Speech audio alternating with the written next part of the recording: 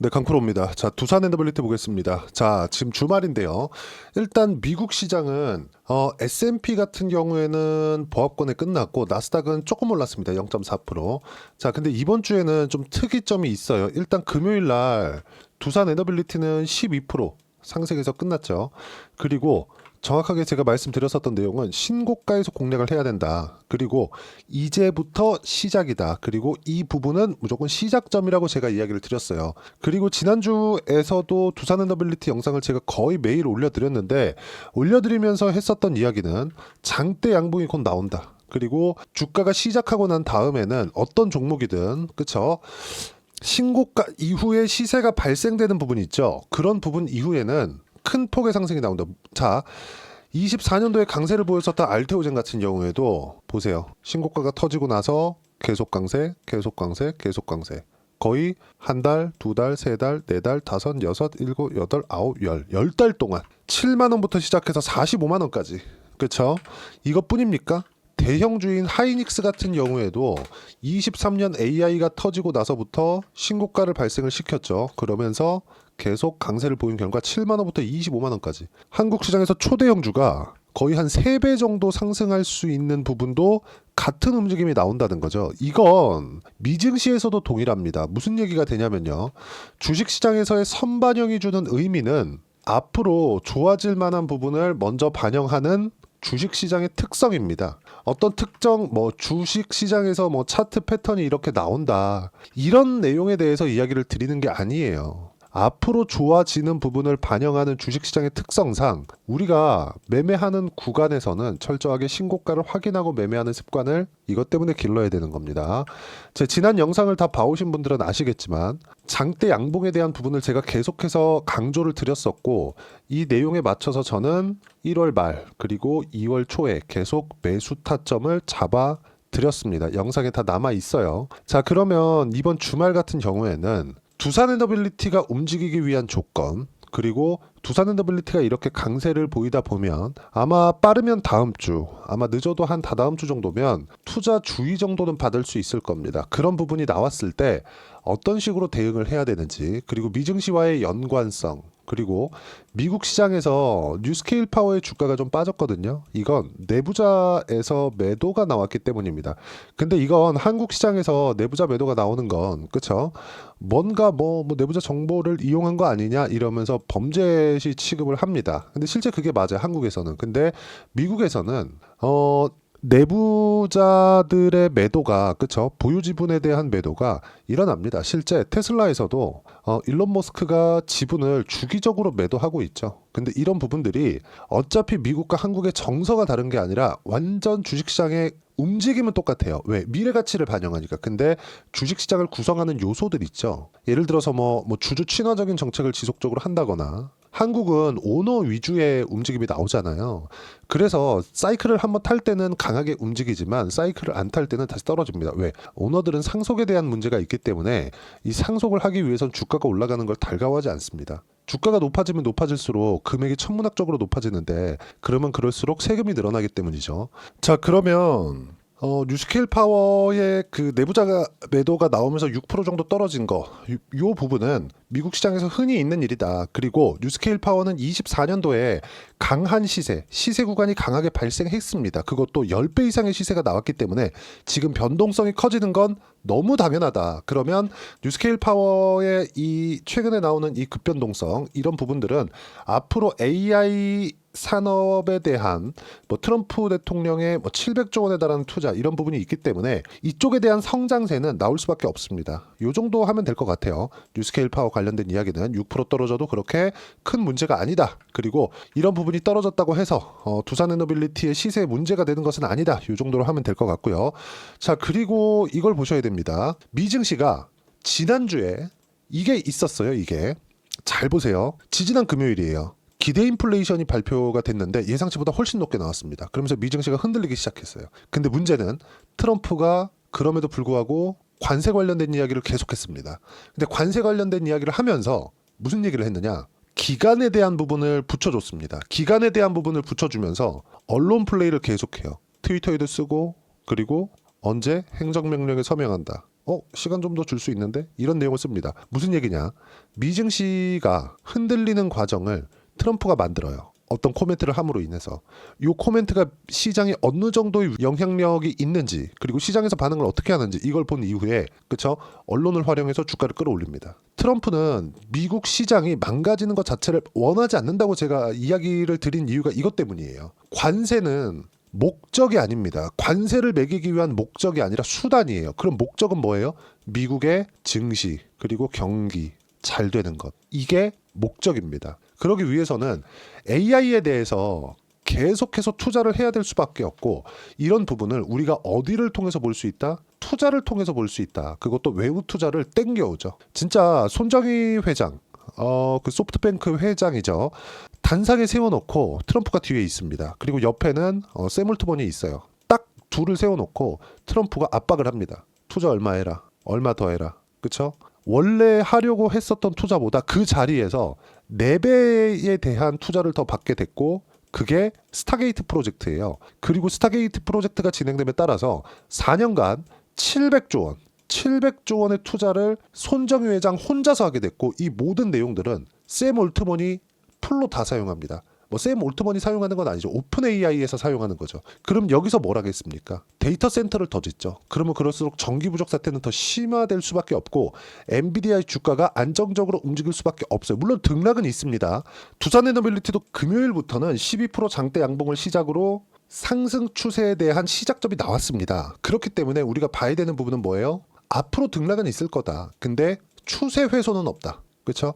추세 훼손이 없다고 해서 내가 아무 때나 매수해야 되는 건 아닙니다. 단기간에 이격이 너무 크게 벌어져 있을 때, 이 부분만 피했을 때는 내가 최단기간 안에 수익 구간으로 전환될 수 있고, 미증시의 안정적인 움직임으로 인해서 한국 시장이 최소한 24년 하반기만큼의 완벽한 약세장이 나오지는 않아요. 그러면 한국 시장에서 주도주는 계속 강세를 보일 수밖에 없습니다. 올라가는 과정에서 투자 주의가 들어올 수도 있고 투자 경고가 들어올 수도 있습니다. 이런 부분이 나오겠지만, 이럴 때마다 어떤 식으로 타점을 잡고 매매 구간을 내가 설정해 가야 되는지, 이 내용에 대해서 시장하고 포함해서 어떻게 내가 판단을 해야 되는지를 여기 소통방에서 무료로 공유를 해드리고 있습니다. 실제 두산에너빌리티를 제가 1월 말 2월 초에 계속 4회에 걸쳐서 매매를 한 내용도 소통방에서 모두 무료로 공유를 드렸고요. 이렇게 타점을 잡고 12%짜리 금요일날 장대 양봉을 예고 드렸었던 이유는 시장에 대한 판단이 되었기 때문에 그렇습니다. 자, 시장에 대한 판단은 주말 같은 경우에도 마찬가지예요. 쭉 이렇게 보시면 미증시는 보합권 마감, 관세 관련된 것 등 물가 등 이슈가 있었던 한 주였고 결과는 보합이다. 그리고 무엇보다 제가 말씀드렸었던 내용은 트럼프는 금리를 낮추려고 합니다. 근데 물가에 관련된 부담은 트럼프도 가지고 있어요. 그래서 기준금리를 낮추기보다는 10년물 금리를 낮추기를 원합니다. 무슨 얘기냐? 기준금리 자체가 높아질 수 없는 상황이 되는 거예요. 그러면 기준금리가 높아지지 않는다? 두산에너빌리티를 포함해서 SMR 그리고 AI 관련된 내용들, 이런 성장주들 있죠? 성장주들은 어떻게 된다? 상승폭이 훨씬 더 커집니다. 성장주들은 성장률 대비해서 금리를 할인율로 사용하거든요. 그러면 성장률이 금리가 유지됐을 때 또는 낮아졌을 때 높아지진 않으니까 훨씬 더 부각될 수밖에 없죠. 그렇기 때문에 우리가 성장주를 해야 되는 이유가 되고, 두산 에너빌리티만 봤을 때는 이름을 보면 야 이게 뭐 성장주야 이렇게 생각하실 수도 있는데, 최근에는 성장주들의 구조 자체가 대형급 종목으로 바뀌었습니다. 예를 들어서 그래요. 현대로템 실적이 엄청나게 폭발적으로 성장하고 있죠. 유럽 쪽으로 방산 쪽에 대한 수출 증가가 이루어지고 있기 때문인데, 금리가 유지되거나 낮아지는 상황이 되었을 때 당연히 이런 성장성은 부각될 수밖에 없겠죠. 현대로템 같은 거는 전통적인 굴뚝주 아니었습니까? 고정된 매출처, 그쵸? 한국 관에만 매출하는 이런 정도. 이렇게 됐었기 때문에 우리가 봐야 되는 부분은 이제는 성장주에 대한 구조 자체를 바꿔야 된다. 그리고 두산에너빌리티도 성장주고 금요일부터 12%대 장대 양봉으로 시작점이 나왔기 때문에 20만 원 이상 상승이 가능합니다. 하지만 어떻게 타점을 잡아야 되는지가 중요하다. 그 모든 내용들을 소통방에서 무료로 공유를 해드리고 있는 겁니다. 자, 그리고 계속하면 이번 주 확인된 점, 트럼프 대통령의 액션. 자, 첫 번째, 관세 부과하겠다는 코멘트를 딱 날립니다. 그리고 나서 증시의 반응을 살펴요. 그리고 등락하거나 내리면 트위터나 미디어를 통해서 주가를 관리합니다. 이번 한 주 내내 있었던 일이고 지난주에도 조금씩 나왔어서 의심을 했는데 이번 주를 보고 나서 확신이 들었습니다. 미국 시장은 등락이 있고 조정 구간이 발생하겠지만 안정적인 움직임을 계속 보일 거다. 그리고 미증시의 안정은 한국 시장의 안정보다 한국 시장의 주도주들의 강세를 의미한다. 주도주는 조선, 바이오, 원전, 로봇, 방산까지다. 이 안에서 매매를 어떻게 해야 되는지, 그리고 두산 에너빌리티에 대한 실시간 타점, 그리고 주도주에 대한 실시간 타점을 소통방에서 모두 무료로 공유를 하고 있으니까 구독과 좋아요 눌러주시면 무료 입장 가능하고요. 댓글 하나씩 달아주시고 입장 링크를 공유해 드릴 수 있게 여기 010-8713-1916으로 구독이라고 문자 보내주시면 소통방 입장 링크 순차적으로 공유를 해드리도록 하겠습니다. 자, 그리고 이렇게 매매를 하는 과정에서 어느 정도의 수익이 날지 제 실제 계좌를 오픈해서 이야기를 드리겠습니다. 자, 하나오션을 보면 제가 11월 달부터 공략을 시작을 했어요. 근데 11월 달은 상승하는 첫 달입니다. 매수한 구간을 보세요. 제가 싸게 샀나요? 올라오는 거 다 확인하고 산 겁니다. 그리고 한 달 반 정도의 기간을 제가 꾸준하게 매수한 결과 수익은 어느 정도 57%, 1월 달에 폭등세가 있었죠. 그렇죠? 그러면 제가 싸게 사서 어쩌다가 운 좋게 싸게 사서 매매를 한 게 아니라 확인하고 매수를 합니다. 뭐를? 가격을. 이슈에 대해서 우리가 무언가 먼저 알 수 있는 방법은 없어요. 자, 그리고 이거 보세요. 두산 에너빌리티의 새로운 호재 15% 폭등. 자, 쭉 보시면 HD 현대그룹의 한국조선해양이 SMR을 적용한 원자력 추진 컨테이너를 공개했다. 이런 상황을 먼저 할 수 있어요? 세력들도 이런 건 먼저 할 수 없습니다. 근데 두산 에너빌리티를 보면 어때요? 먼저 상승을 했죠. 가격이 먼저 반영한다는 겁니다. 그래서 두산 에너빌리티의 HD그룹과의 무언가가 아니라 이런 걸 내가 먼저 알아서 매매를 한 게 아니라 주가가 올라가는 상황에서 신고가를 만들었고 신고가 타점을 잡은 결과 금요일날 12%대 강세. 그리고 저는 재료에 대해서 무엇이 나올지 모르고 있었지만 AI 관련된 내용만으로 앞으로 전기 사용량 그리고 미국의 원전 투자는 늘어날 수밖에 없고 트럼프 대통령도 계속해서 코멘트를 해온 결과 시세 적용, 즉 시장에서 인정해줬고 그 이후에 다른 호재로 상승이 시작된 거다. 원래 호재가 없어졌나요? 아닙니다. 주가의 상승세는 지금부터 시작이고요.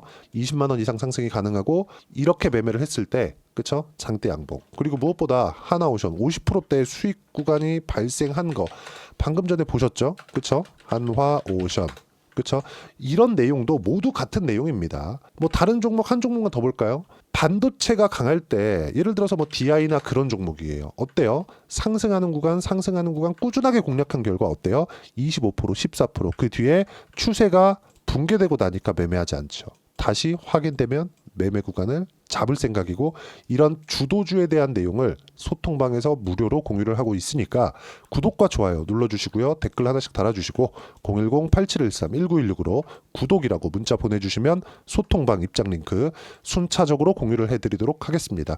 자, 이렇게 매매를 하기 위해서 어떤 식으로 내가 가격대를 판단하고 이해를 해야 되는지 그 이론적인 부분은요. 여기 두산 에너빌리티의 단기 보유 전략. 단기는 2주입니다.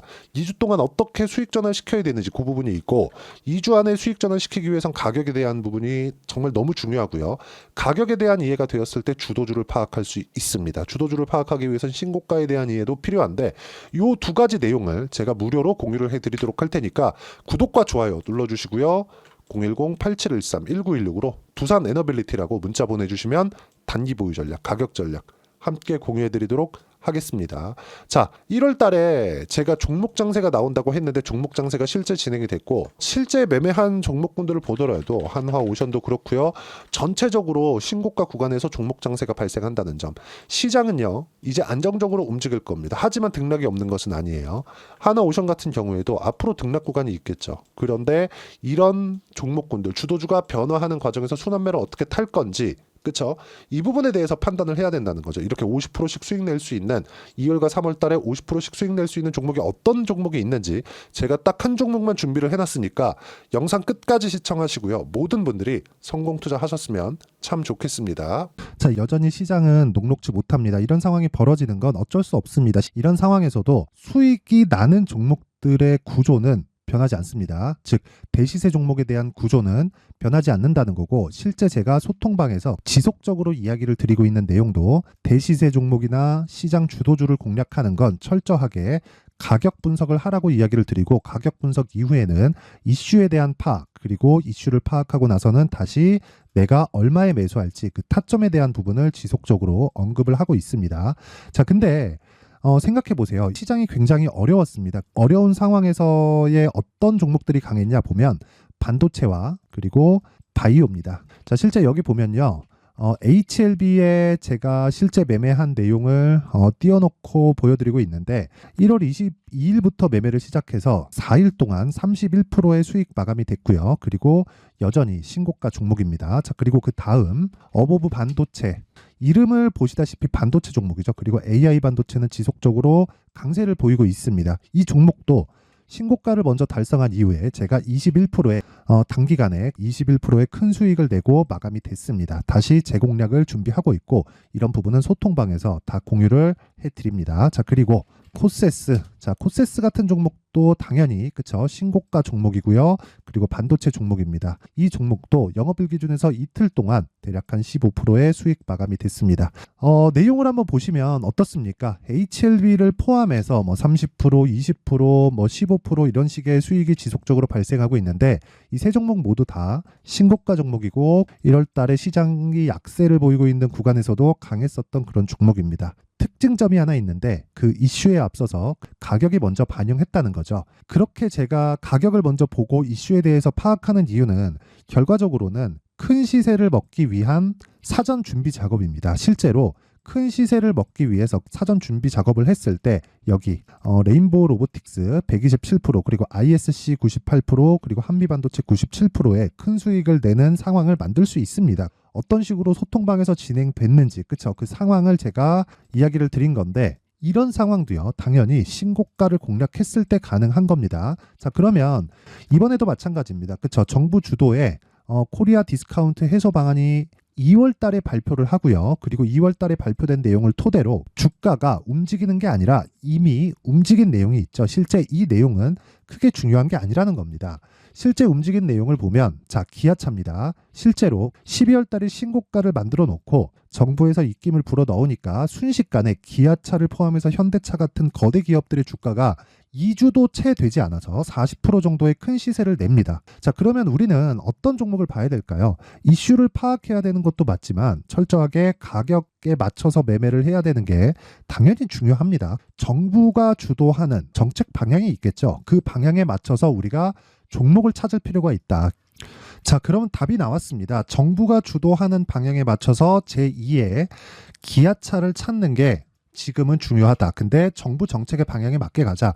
그랬을 때 앞서서 제가 보여드렸었던 내용인 여기 레인보우 로보틱스 127% 그리고 ISC 98% 그리고 한미반도체 97%와 같은 수익을 낼 수 있습니다. 물론 시간에 대한 부분은 최소 2주의 시간이 필요하고요. 그리고 최장 3개월 안에 끝내야 됩니다.